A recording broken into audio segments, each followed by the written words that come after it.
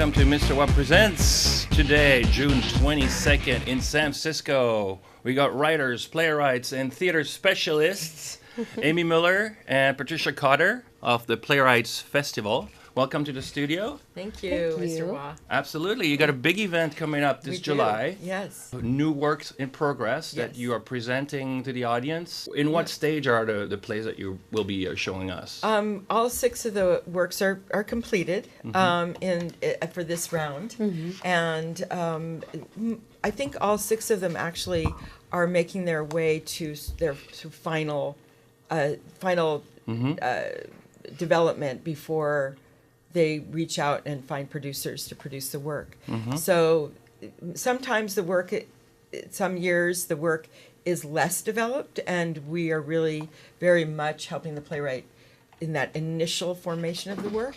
But this year, the playwrights have, each of the plays is kind of a jewel-like structural masterpiece that definitely needs work, and that's what's so exciting for an audience. The festival is happening for 2 weekends, correct? That's 2 correct. consecutive weekends. Yes. So is it twice the exact same show run? Yes. Or do things shift in between the 2 weekends? Each of the plays is performed each weekend, but the schedule is definitely shifted and different. So it's not exactly the same schedule of the plays. So if you have an afternoon free and you want to see a play that's happening in the afternoon, but it's not on the first weekend in the afternoon, very likely you can see it on the second weekend. In the And afternoon. Patricia Cotter, you have a script in completion phase. Where exactly is the Daughters at? That's a good How do you feel about question. it? 80% there? 90% there, halfway there from what you envisioned it to finally be? I'm going to say 87 to 90%. Like, I feel like it's in a good place, but it's like a deepening and then finding new things. So hopefully it's about 87 to 90%. And how long have you worked on this piece? Have you presented it before in some other circumstances? Or this is like the big breakthrough for you to kind of see it with audience reaction? No, I've been developing it probably a couple years. I did a reading at part of the Playground Festival about a year ago, I think. And so maybe about a year and a half, and then I did a bunch of rewrites, and we just did 2 readings as part of the Rough Reading series at Playwrights Foundation. I'm in the resident playwriting. Right, because you are currently a resident playwright? Yeah. Gotcha. So we did that in March, and then that was really helpful in front of 2 different audiences. So that's basically, I think that's it. That's all it's had for development so far. Oh, wow. Yeah. It's come a long way.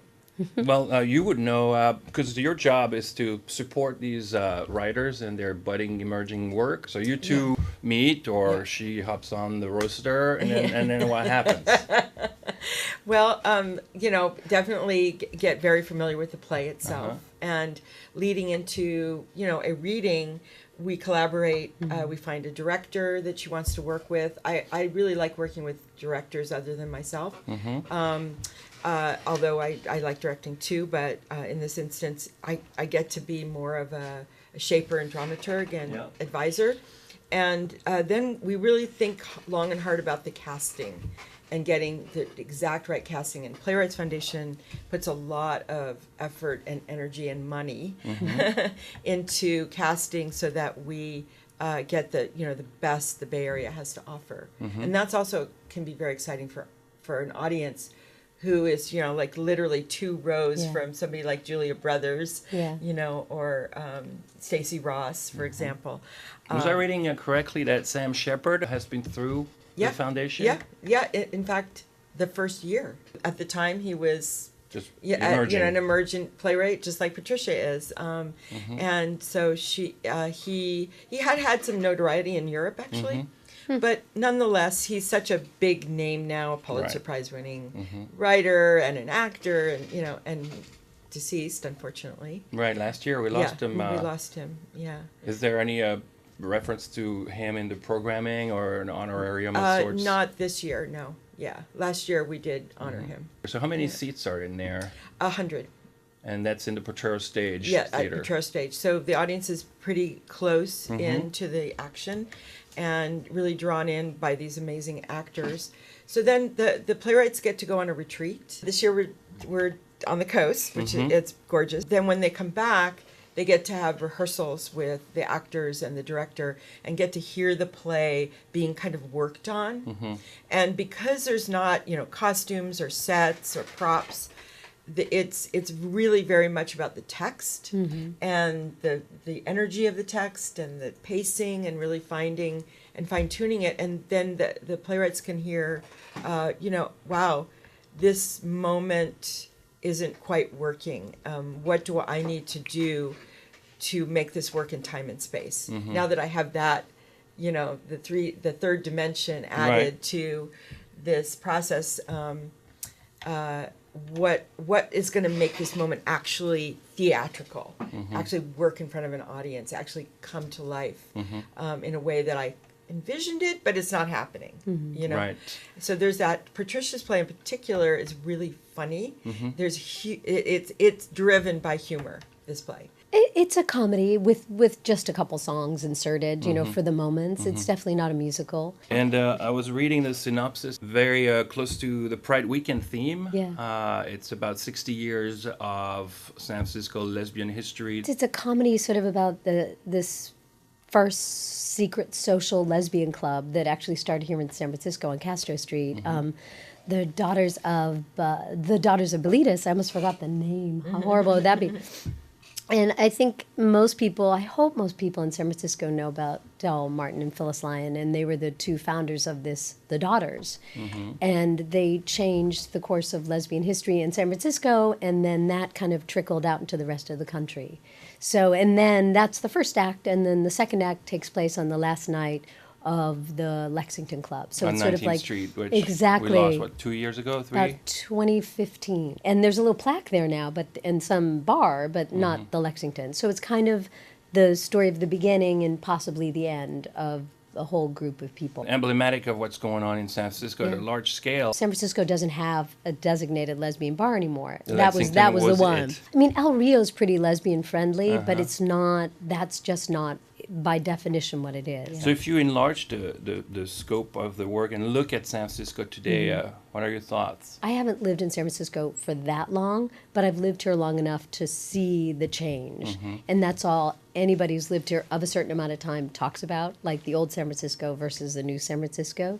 So I think it's, on a larger scope, as you were saying, it's sort of about losing your community and what that means and losing your place. And is it important to have your own place and your where your people are, regardless of who those people are. There's so many it could be the mission. subgroups here, Exactly. that it definitely feels like it's getting more and more homogenized when you look around. Well, for a lot of people, I think it doesn't feel like home. Right. And it was the excitement of finding a place where you could really be yourself, whatever version of that self it is. And I'm happy now because, I live in the Castro, and this weekend it feels like San Francisco. Good. Do you know what I mean? Right.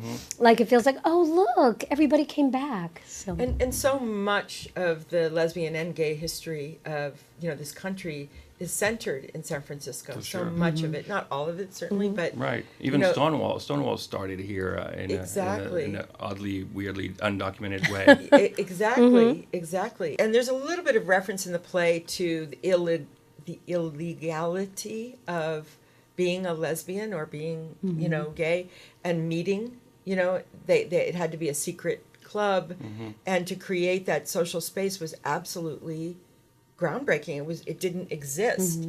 And the fact that I think that this city had such a strong history with, Mayor Moscone and the supervisors and and all of the controversy that occurred on a political level, all the way up to Gavin Newsom.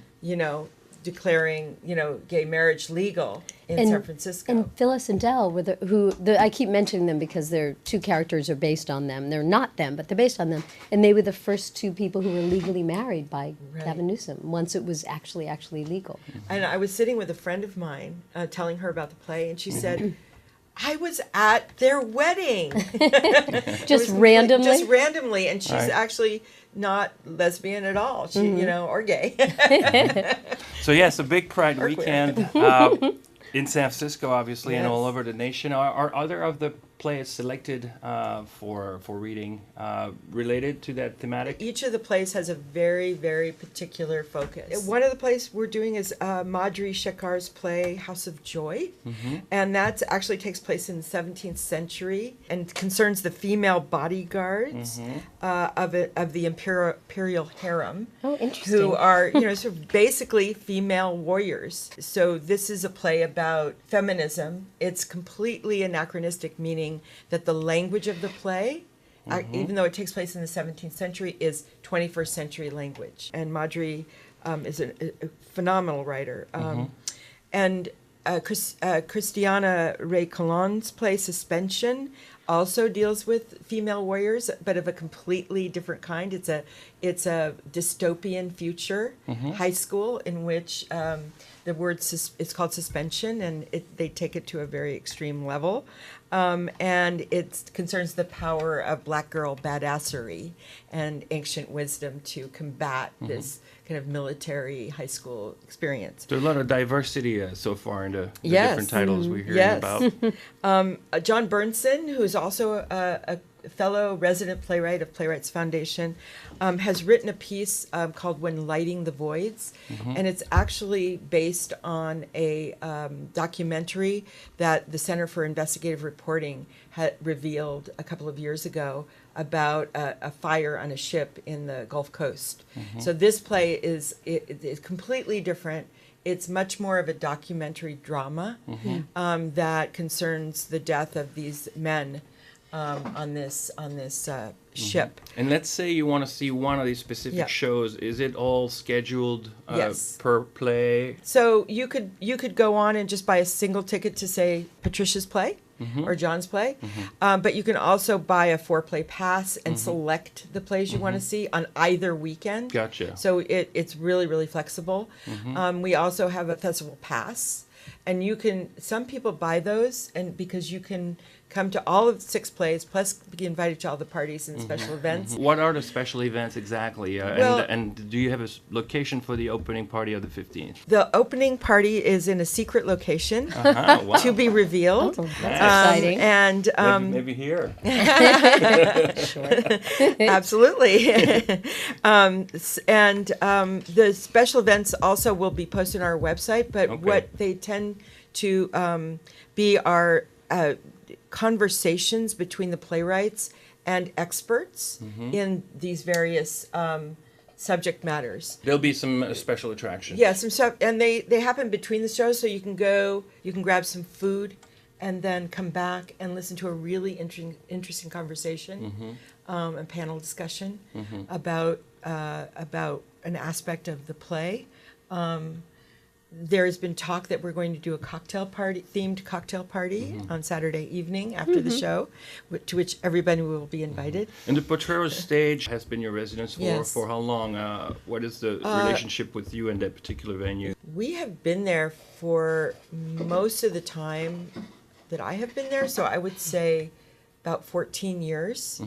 However, we did take a little bit of a hiatus, and we're at a theater downtown for a couple of years, which was really a great experience. And in the meantime, Potrero Stage was renovated, and That's so right.